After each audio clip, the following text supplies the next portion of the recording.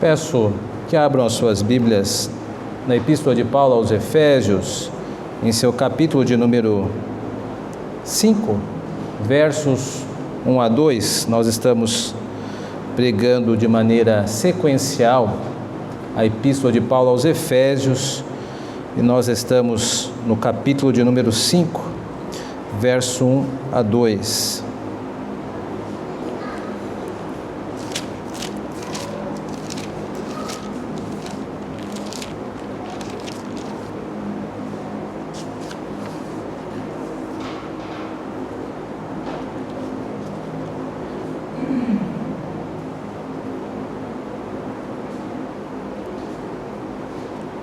Diz assim a palavra de nosso Deus: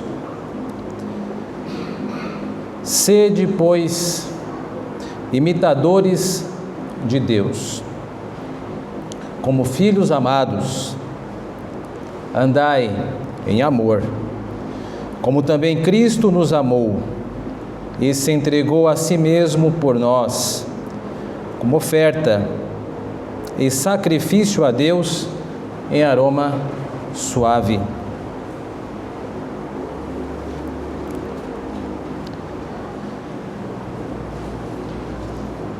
Como você se descreveria? Você se descreveria agora uma pessoa boa? Talvez se descreveria como uma pessoa má?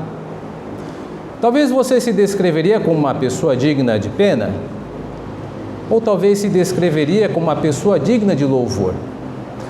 Essas perguntas são importantes porque a partir do momento em como você se descreve, você verá a vida.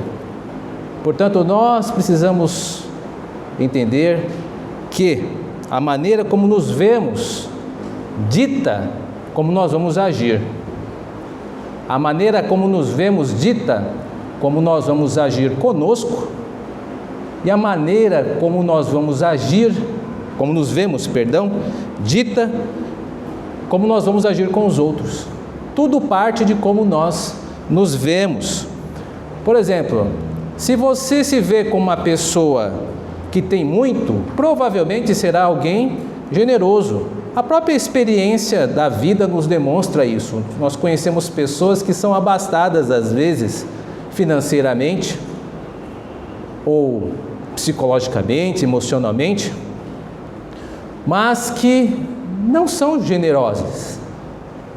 Às vezes elas têm bastante condições financeiras, mas nós, pela experiência, pela convivência, vemos que ajuda pouco. Porém, nós também conhecemos na nossa experiência pessoas que são bem mais pobres, e você vê de uma forma bastante heróica essa pessoa ajudar tanto parentes quanto amigos. É porque essa pessoa se vê como alguém que tem muito, embora a nossos olhos possa parecer que não tenha tanto. Portanto, a maneira como nós nos vemos, nós vamos agir tanto conosco quanto com os outros também. E esse texto, ele se preocupa em apresentar isto para nós, essas duas maneiras. Nós precisamos estar atento como é que nós nos vemos. E a partir daí, dependente deste ponto, nós vamos então andar como Deus quer. Não há outro caminho. Uma coisa é dependente da outra. Se você não se ver de uma maneira correta, você não conseguirá andar com Deus, não conseguirá imitá-lo. E a preocupação do apóstolo Paulo é isso, que nós precisamos imitar a Deus. Então, primeiro, para isso, nós precisamos nos ver como filhos amados. Nós precisamos nos ver como filhos e filhas amadas, nós precisamos nos ver amavelmente. Isso parece ser fácil, mas não é tão fácil quanto parece. Veja no verso 1: Sede, pois, imitadores de Deus como filhos amados. Esta é a ideia do texto, que nós devemos nos ver como amados e como amadas por Deus. Mas é totalmente possível estar na casa do Pai e não se sentir amado. É totalmente possível até ser amado por Deus e não se sentir amado. Um exemplo clássico disso é o irmão do filho pródigo. Lembra da história do pródigo? Aquele rapaz que ele pede parte da sua herança e acaba gastando de uma maneira despreocupada e depois retorna à casa do pai. E o irmão mais velho não vê isso com bons olhos. Fica bravo com o irmão que foi perdoado e fica bravo com o pai que perdoou. O irmão do filho pródigo, o filho mais velho, é esta pessoa que está na casa do pai. Ela mora com o pai, come na mesa do pai, dispõe dos bens do pai, mas acaba não se sentindo amado pelo pai. Então é totalmente possível você estar aqui hoje comigo, podendo compartilhar de hinos que cantamos ao Senhor, estar comendo na casa do pai, porque você está recebendo a palavra de Deus, mas ao mesmo tempo você não se sente comovido por isso. Há um aspecto de amargura, um tipo de ressentimento, talvez como a forma como Deus tem te tratado. Talvez você tenha achado que Deus não tenha te tratado como você acha que deve ser tratado. Esse pensamento é muito mais comum do que nós assumimos. Nós gostamos de nos apresentar como pessoas que estão sempre em paz com Deus, mas por vezes é possível guardarmos sentimentos de ressentimento com Deus. Isso pode acontecer quando nós perdemos alguém querido. Isso pode acontecer quando sofremos injustiças. Isso pode acontecer quando sofremos reveses na vida e de uma forma não que nós falamos, mas nós podemos alimentar algum ressentimento por Deus. Então é muito possível você estar aqui hoje ouvindo, comendo na casa do Pai, recebendo o amor do Pai e alguma coisa ainda estar te bloqueando, porque alguma coisa não está certo dentro de você. O irmão do filho pródigo estava nessas condições. Ele tinha uma relação amarga com o pai e por não se sentir amado por Deus, ele não tinha a menor condição de amar o seu próximo, porque ele não tinha a certeza do amor de Deus. Embora estivesse com o pai, ele estava tendo uma vida amargosa. Outra coisa que pode também nos impedir de nos sentirmos amados pelo Pai e de sermos, portanto, seus imitadores, é estarmos ansiosos. São coisas que ocorrem. No capítulo 6 do livro de Mateus, descreve esse tipo de visão, de perspectiva. Diferente do filho mais velho, é um olhar mais objetivo da vida. O que é olhar objetivo? Aquilo que está diante dos nossos olhos. O ansioso, ele não consegue ver que é vestido pelo Pai. Por isso Cristo disse: olha, vocês estão tão ansiosos e não estão percebendo que a roupa que você está vestindo foi Deus que te deu. Porque Deus veste os lírios do campo, tem vestido vocês. Vocês estão tão ansiosos que não conseguem perceber que vocês almoçaram hoje, que vocês tomaram café. Porque Deus alimenta vocês como alimenta também os pássaros. Portanto, a ansiedade, ela nos equilibra ou nos iguala aos ímpios, aos incrédulos. Jesus diz: olha, vocês não devem agir como os incrédulos, porque são os gentios que procuram e preocupam-se demais com o que tem que comer e o que tem que vestir. Vocês precisam olhar a vida de uma forma que vejam o Pai, nas coisas objetivas, naquilo que nós estamos convivendo. Nós vemos o amor do Pai porque nós retornamos e estamos aqui quanto igreja para poder entoar louvores a Ele. Nós vemos o amor do Pai porque nós olhamos para os nossos queridos e queridas e vemos eles preservados por Deus. A ansiedade nos tira o sentimento de filiação, nos tira e nos rouba o sentimento de sermos filhos e filhas de Deus. E aí nós nos tornamos incapazes de imitá-lo. Portanto, parece ser simples o texto, mas é um grande desafio, porque passa por essas duas formas de ver a vida. Uma de uma forma subjetiva, de uma forma muito pessoal, de julgamentos muito internos que não são declarados, como o filho mais velho, que não havia declarado nada para o pai, só disse na hora que o filho mais novo chegou, mas ele tinha represado dentro dele angústias muito pessoais. E também o fato de nós olharmos a vida sem Deus, como os incrédulos, entendermos que o que ocorre é simplesmente objeto do cenário no mundial, cenário brasileiro. Não, é o cenário da providência de Deus. Não é o homem que governa o universo, mas é o Cristo Redentor que governa todas as coisas. Isso inclui os males que nós recebemos também. Isto é crer na soberania de Deus que nós cantamos, senão nós apenas cantamos a soberania. Se nós aceitarmos apenas o bem de Deus, como poderemos não aceitar também os males? Isso está escrito no livro de Jó. Não podemos atribuir as coisas boas da vida que recebemos de Deus e atribuir as coisas más ao diabo, porque não é o diabo que governa a tua vida, é Deus que governa. Então, como podemos ser imitadores de Deus? A partir do momento que você tem pacificado o seu coração, você não seja como pródigo. Há sentimentos represados, está magoado com Deus, porque sofreu perdas, injustiças, fale com Ele em oração. Ele é teu Pai, em secreto o busque, Ele está disposto a falar com você, está disposto a abrir seu coração naquele teu quarto silencioso, quando todos foram embora e você gastou lá 1 hora de oração para falar com Deus, gastou um tempo para falar com Ele, fale com teu Pai, Ele irá entender. Da mesma maneira, nós precisamos ver a vida de uma forma objetiva, não como os ansiosos. Deus tem preservado você, tem te dado roupa, tem te dado alimento, tem cuidado dos seus queridos, o que mais lhe falta? Diga ao Senhor, por que andas ansioso ou ansiosa com tantas coisas? Por isso essas coisas guardadas em nosso coração, meus irmãos e irmãs, podem nos impedir de imitarmos a Deus, porque nós estamos às vezes tão cansados de Deus como o filho mais velho, ou às vezes nós estamos tão ansiosos com esta vida, que isso nos impede de imitarmos.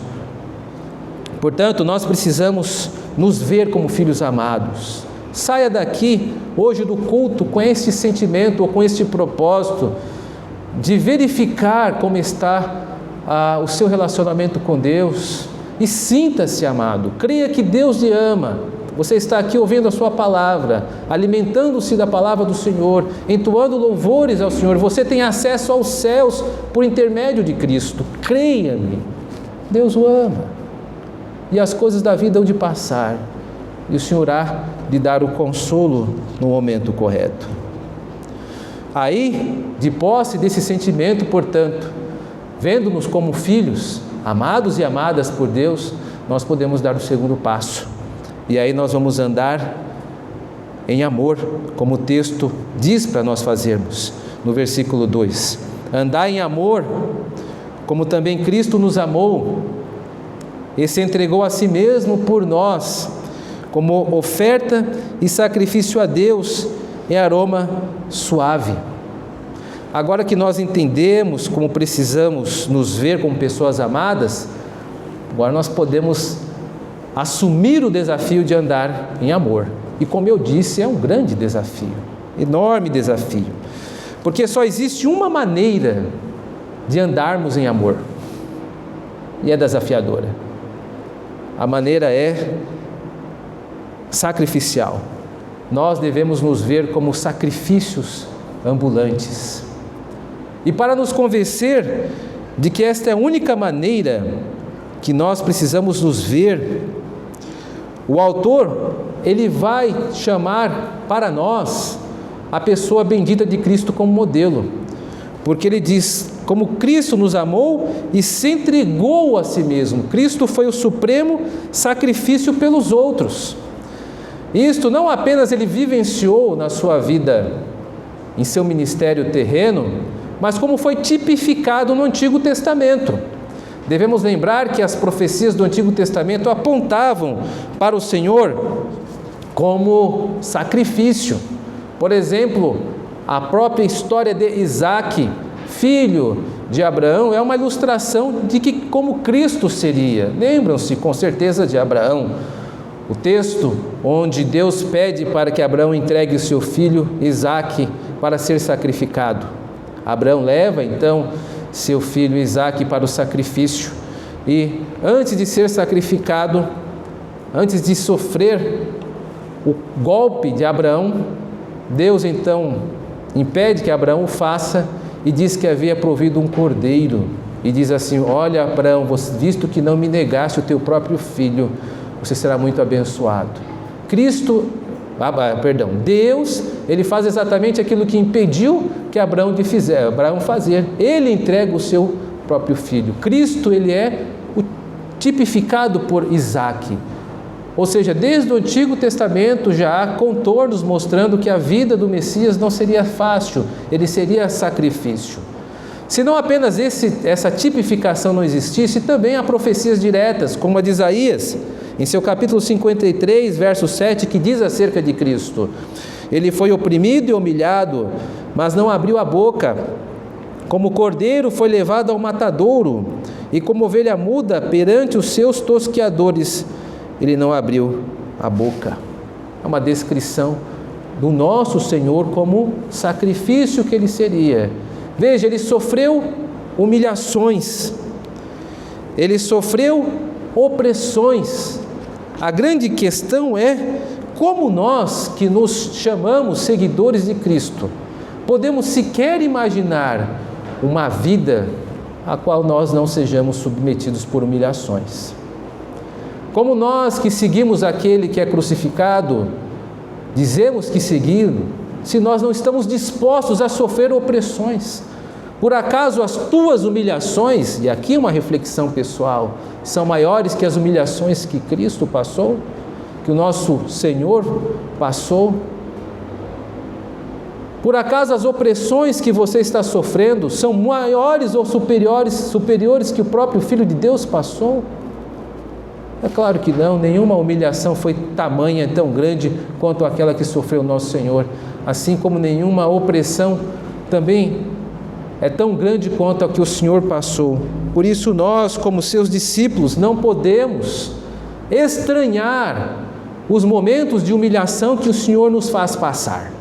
Assim também como nós não podemos estranhar as opressões que podemos passar.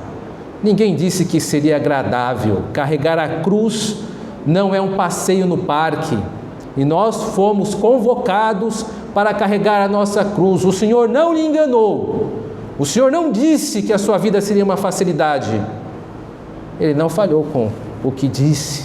O problema é que as nossas expectativas, por vezes, são condicionadas pelas nossas fantasias de vida que possamos sonhar. Mas a Bíblia trata da realidade do discípulo. E se nós queremos ver a vida cristã como ela é, precisamos olhar para quem oferece a vida cristã. É Jesus Cristo. Eu não posso olhar para os grandes evangelistas que vão prometendo flores para o caminho através de canais de YouTube, podcasts e internet. Eu preciso entender pela Bíblia que o meu Senhor sofreu, porque ela é a palavra de Deus, ela é normativa para mim. E a partir disso eu vou entender porque o meu sofrimento está ocorrendo, ou porque a minha opressão está ocorrendo, porque é o seu sofrimento, porque é a sua opressão. Nós seguimos aquele que foi oprimido e humilhado. Assim também, como Cristo foi sacrifício, ele entregou-se a si mesmo, e há aqui uma grande ênfase nisso, como oferta e sacrifício a Deus em aroma suave. A expressão aroma suave é uma expressão que remete ao sacrifício que Noé fez lá em Gênesis no capítulo 8, depois do grande dilúvio, tudo acabou. Então Noé erige um altar, faz um sacrifício e aquilo sobe como aroma suave a Deus. Por quê? Porque era um sacrifício de paz.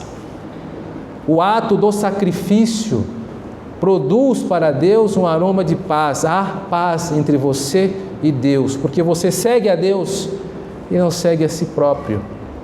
O sacrifício, ele incorpora isso em nós, nas nossas ações. Veja que Jesus Cristo, ele é o modelo para nós. Ele é descrito como ovelha em Isaías, ele é descrito como ovelha em Gênesis, em Isaac, e ele é descrito também como ovelha nesse texto, porque ele é dito que ele é sacrifício. Por isso que nós também temos que entender que a nossa vida na terra será um sacrifício para os demais. E se isso já não estivesse muito claro no Antigo Testamento, o Novo Testamento também reivindica esta visão de que nós seremos sacrifícios neste mundo. Veja que o nosso Senhor não disfarçou isso em seus ensinos, porque lá em Lucas, no capítulo 10, verso 3, ele diz assim: vão, eis que eu vos envio como cordeiros ao meio de lobos. Ou seja, seguir a Cristo é estar dispostos e dispostas a fazermos os mesmos sacrifícios de Cristo. Claro que na proporção da nossa vida. Se você espera algo diferente, meus irmãos e irmãs, é possível que você esteja alimentando uma vida fantasiosa. A culpa não é de Deus se você tem fantasias e sonhos. Não deva seguir os seus sonhos e fantasias. Você deve entender o que a Bíblia espera de nós. E o Senhor não espera menos dos seus discípulos que eles se tornem aquilo que são, testemunhas dele mesmo. A palavra testemunha ilustra também muito bem esta verdade de ser ovelha e sacrifício neste mundo. A palavra mártir, conhece essa palavra mártir? Mártir é muito usado hoje quando as pessoas sofrem por Cristo, existem muitos mártires missionários, mas a palavra mártir em grego é testemunha, exatamente isso, testemunha. E nós somos chamados para ser mártires, ou testemunhas de Cristo, e a palavra mártir já carrega esta ideia de sofrimento. Nós iremos sofrer como testemunhas. Mas o mundo aí, ele quer configurar para nós uma outra forma de nos vermos, e isto é uma grande luta. Nós precisamos impor a nossa maneira de ver a vida cristã para o mundo, porque o mundo, ele nos quer como capitães da nossa alma. O mundo vai dizer: você escolhe, você define, você é o capitão da sua alma, capitã da sua alma, é você que navega o seu barco.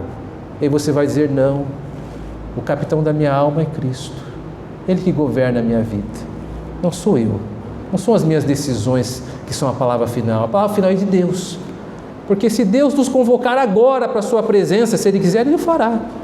Quem somos nós para impedir? Mas o mundo irá dizer que não, que é você. Isso é um discurso que tenta te nos seduzir, mas você não pode cair nisso. Quem governa a sua vida é Deus, e Ele vai te mandar para onde Ele quiser. Não há como discutir com Deus. O mundo irá dizer que vocês, ou que nós, somos os protagonistas da história. Você é o personagem principal da sua história, você que constrói sua história. É um discurso bonito, sedutor, mas nós vamos dizer: não, nós somos coadjuvantes da nossa própria história. Eu sou apenas um ator secundário, o meu protagonista é Cristo. Porque se Ele disser: vai para lá, eu como servo, eu tenho que ir. Se Ele disser: fique aqui, eu tenho como servo ficar. Ele não vai perguntar se está confortável, Ele vai dizer: fique aqui. E eu, que me refiro a Ele como Senhor, eu preciso fazê-lo. Então esta ideia de nós sermos protagonistas da nossa história, isso é sedução, não caia nisso. Cristo é o protagonista, e se Ele disser para você: fique, você vai ficar. Se Ele disser: vá, você irá, porque isto é soberania de Deus. O mundo nos quer nos pintar como heróis. Você é o grande herói da sua vida, olha como você sofre. Oh, você é um herói, olha como você vence. Onde estão as pessoas para te aplaudir? O mundo irá chamar a nossa atenção e seduzir-nos através desse tipo de discurso. Mas a Bíblia vai dizer que, olha, eu não sou herói, na verdade, eu sou o vilão. Porque a Bíblia diz que eu sou mau. Eu sou uma pessoa má. Eu sou um pecador. Então não espera lá grande coisa de mim. O que você pode esperar é o que de Cristo há em mim. O que de Cristo há em você. Isto é o que é bom, é aquilo que o Senhor instaura em nós, o nosso mediador. Por isso que Ele é o nosso modelo, porque nós não podemos nos imitar, nós precisamos olhar para Cristo. E quando nós olhamos para Cristo, nós ouvimos dizer: eu amo você. E aí eu digo: então o Senhor me ama, embora a ansiedade diga que não, embora eu possa ancorar meus sentimentos no ressentimento, o Senhor me ama, eu creio nisso. Da mesma forma em que, quando Cristo diz: agora que você sabe que eu te amo, seja sacrifício. Eu digo: sim, teremos que ser sacrifício. Seremos sacrifícios. Entraremos e caminharemos neste mundo como ovelhas. Sofreremos reveses e dificuldades, porque é para isso que nós somos chamados, para carregar a nossa cruz. Portanto, meus irmãos e irmãs. A grande multidão que nos acompanha nessa jornada da sua vida que você está levando, essa multidão ela vai sempre tentar te descrever de alguma maneira. Para os seus amigos, você será aquela pessoa bacana, aquela pessoa interessante, aquela pessoa legal. Para os teus inimigos, você será uma pessoa má.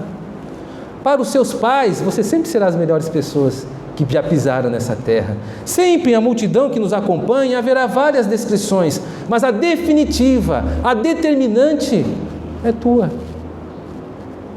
Você precisa se ver como filho amado, como filha amada de Deus.